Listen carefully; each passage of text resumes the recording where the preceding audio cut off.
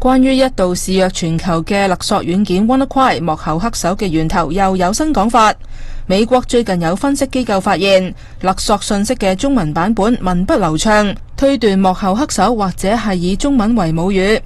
美國情報分析機構 Flashpoint 近日就埋手研究 WannaCry 嘅勒索信息，